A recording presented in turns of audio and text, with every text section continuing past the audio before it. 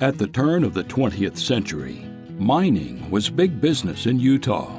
The state's mines would eventually produce over $750 million in precious metals.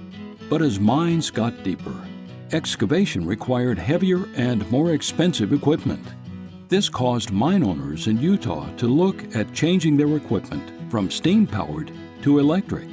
One cost-effective solution was to use the power already available in Utah's mountain rivers and streams. Many hydroelectric plants were built along the Wasatch Front, including examples that are still standing today at Olmsted in Provo Canyon and Stairs in Big Cottonwood Canyon. In 1897, a group of Salt Lake City businessmen, led by Alan Lamson, a mine owner and business promoter, organized the Jordan River Electric Generating Company. The group proposed a Jordan Narrows hydroelectric plant 12 miles from the mouth of the Jordan River that would supply 1,000 kilowatts of electricity to mines at Mercer and Bingham. The Jordan Narrows plant began operation on January 15, 1899. The plant was a one-story Victorian-style brick building.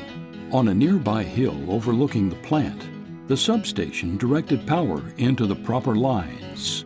To run the plant, water was diverted from the Jordan River down a canal to a concrete forebay. Water slowed in the forebay and entered two steel pipes called penstocks. The penstocks carried this water down a hill and into the plant, where it spun two turbines to generate power.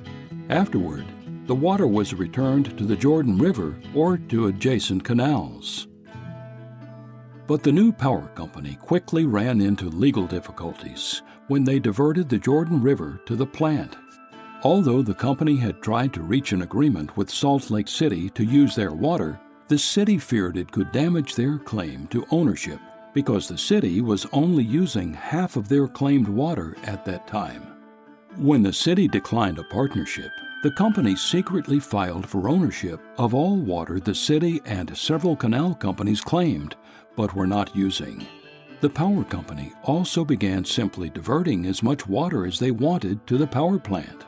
The owners of the water rights sued, and the case dragged on for 2 years while the power company and city struggled for control.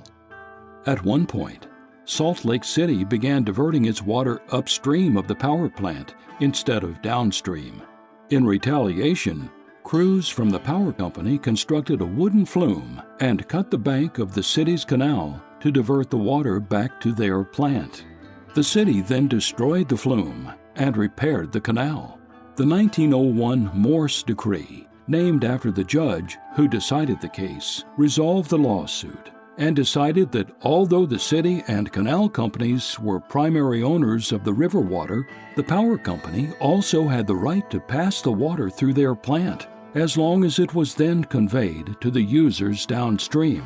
The Morse Decree still governs ownership of water in the Jordan River today. Despite this victory, the Jordan Narrows plant struggled with water availability and high levels of debt. Several years of drought led to installation of pumps in Utah Lake to provide additional water to the Jordan River. However, the pumps were powered by the Jordan Narrows plant. This had an unfortunate effect. In low water years, if the pumps were stopped for any reason, the power plant would also stop operating, and neither the plant nor the pumps could be restarted until water levels rose again. The plant was sold several times, including to the prominent early power company Telluride Power, and eventually became part of the Utah Power and Light Company, the predecessor to Rocky Mountain Power.